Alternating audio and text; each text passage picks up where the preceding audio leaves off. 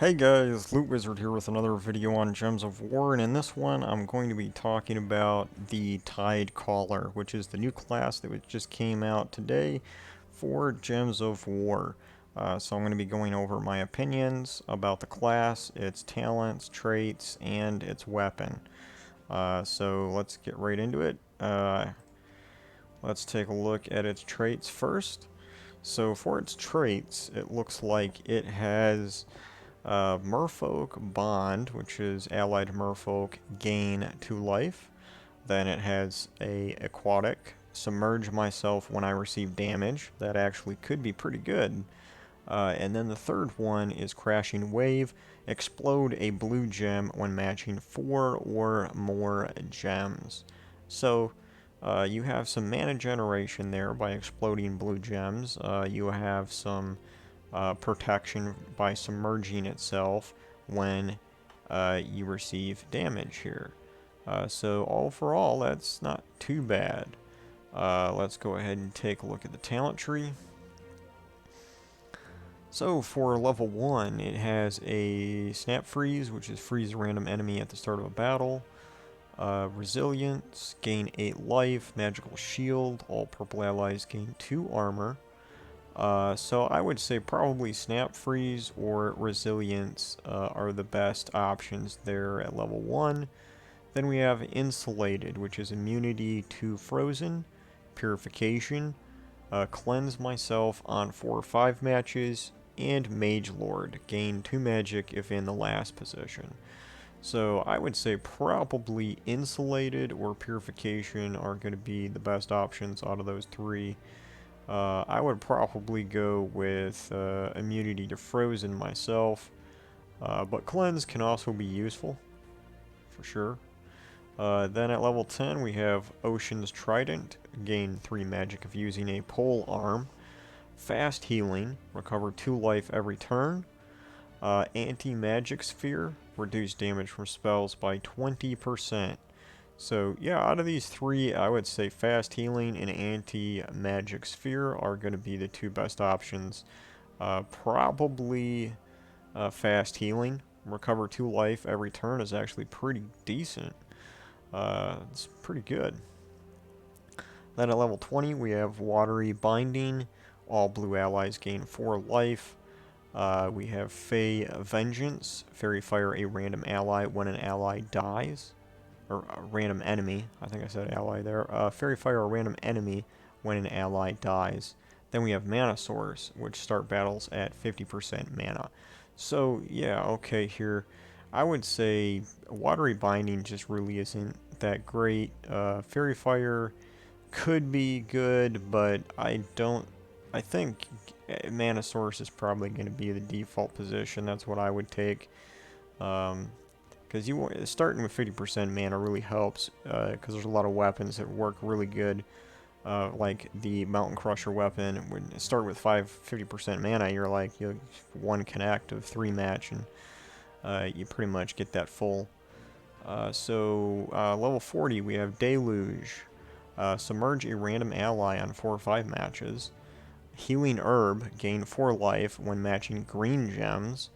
Or Antiquity, gain 4 magic when using artifacts. Yeah, I would say out of these 3 here, Deluge and Healing Herb are definitely the ones you want to be picking. Deluge is pretty good, submerge a random ally on 4 or 5 matches.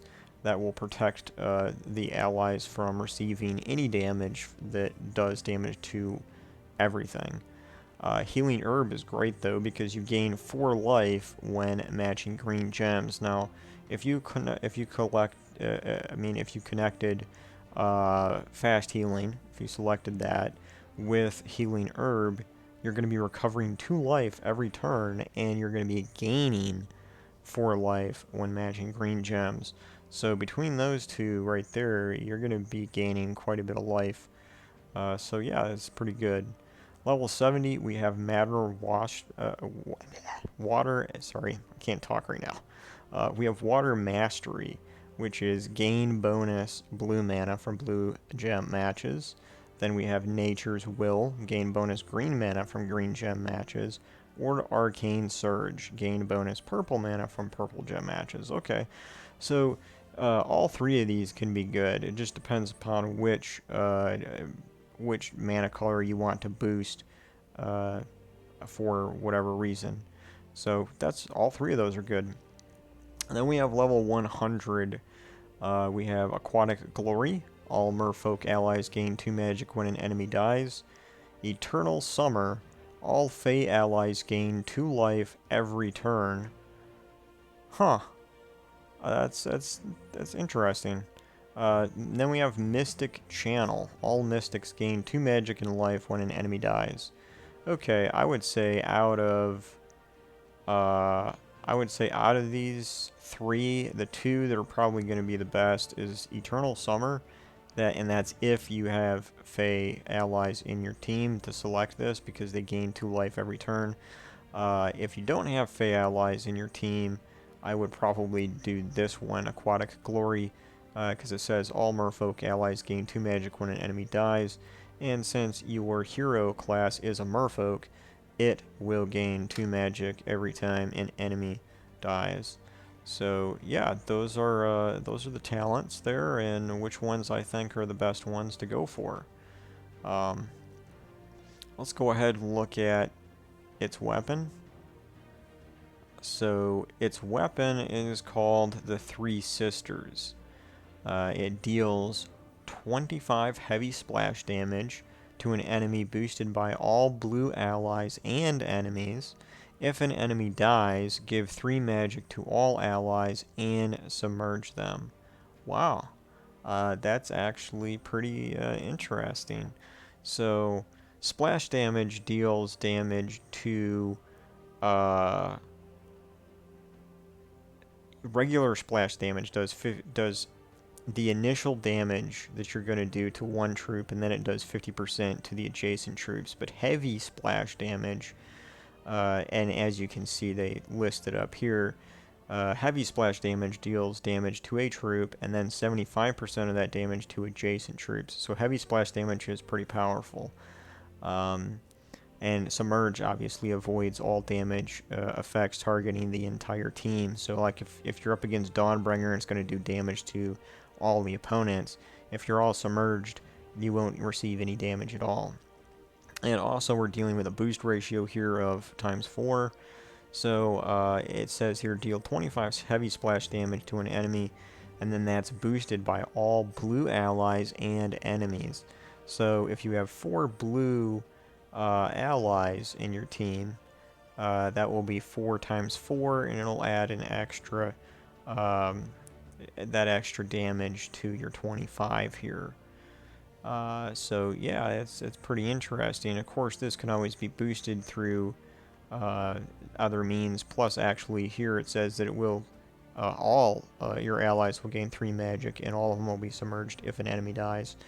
So yeah, that's pretty good. Okay, so mana cost is only 13, and it's all blue.